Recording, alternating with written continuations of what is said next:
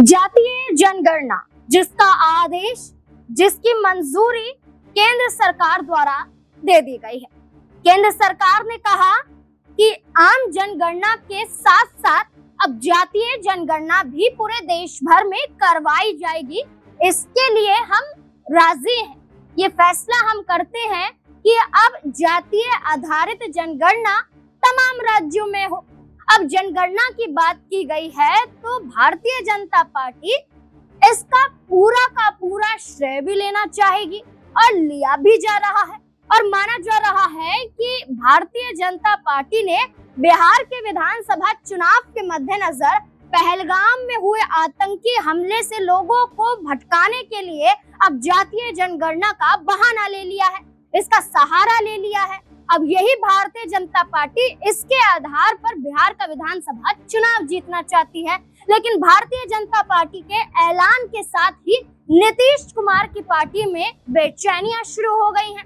जहां नीतीश कुमार जातीय जनगणना पहले ही राज्य स्तर पर बिहार में करवा चुके हैं, वही देश यानी कि देश भर में भारतीय जनता पार्टी जातीय जनगणना के आधार पर क्रेडिट लेने का काम कर रही है। ऐसे में नीतीश कुमार ने जातीय जनगणना पर बेशक कोई राय नहीं रखी हो, लेकिन आरजेडी के द्वारा जश्न मनाने के आधार पर यह कहा जाने लगा कि भारतीय जनता पार्टी, नरेंद्र मोदी विपक्ष के आगे झुक गए, विपक्ष के कहने पर ही जातीय जनगणना हो रही है। ऐसे में जश्न तेजस्वी यादव के दफ्तर में मनता हुआ देख नीतीश कुमार की पार्टी के प्रवक्ता और नेता नीरज कुमार आग बबूला हो गए।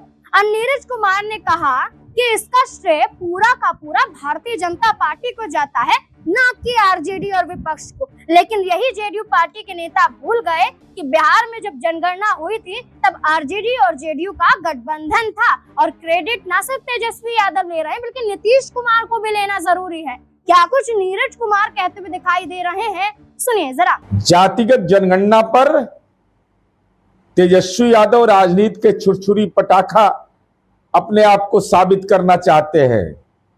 अरे सच तो यह है कि 89 में आपका जन्म हुआ, आपके उपनाम तरुण यादव के नाम पर फुलवरिया में जमीन लिखवाया गया। 1994 में नीतीश कुमार जातिगत जनगणना की सदन में आवाज बन रहे थे। देश के वंचितों की आवाज, देश के अति पिछड़ा दलित, सामान्य समुदाय, अल्पसंख्यक सबके हित को सोचने वाला एक दूरदर्शी नेता अपनी सामाजिक सोच का प्रकटीकरण कर रहा था। और आपके पिता नाबालिग होने के बावजूद आपके लिए जमीन की व्यवस्था कर रहे थे। अंतर साफ है। अगर जाति सर्वे बिहार में नहीं होता तो ये कैसे पता चलता तेजस्वी यादव कि आपके परिजन के नाम पर पटना में 43 बीघा 12 कट्ठा 16 दूर जमीन है। जातिगत जनगणना जब पूरे तौर पर देश में होगा तो कहां कहां राजनीति में काला धन का निवेश आपने किया है, सबकी कलई खुल जाएगी। तो ये राजनीति का छुरछुरी पटाखा बनने से बेहतर है सच को स्वीकार करिए कि नीतीश कुमार जी में वह नैतिक बल है कि उनके तर्क शक्ति के बदौलत आज देश के अंदर जातिगत जनगणना हो रही है। और आदरणीय नरेंद्र मोदी की सरकार, एनडीए की सरकार बिहार में भी जाति सर्वे का फैसला लिया और केंद्र में जातिगत जनगणना का फैसला लिया। इसलिए आपका दावा बिल्कुल फर्जी निकला। और साथ ही साथ हम आपको ये चुनौती के साथ कहना चाहते हैं कि आपने जो राजनीति में संपत्ति संग्रहण किया है, जरा उसके बारे में जुबान खोलिए। वो दलित, पिछड़े, अल्पसंख्यक की जमीन आप लोगों ने नौकरी के नाम पर लिखवा लिया और राजनीति में आप जाति गणना का श्रेय लेना चाहते हैं। अरे संपत्ति गणना से राजनीति आपकी शर्मसार होती है। अब इस बयान के बाद माना जा रहा है कि क्या नीतीश कुमार की पार्टी टूट रही है?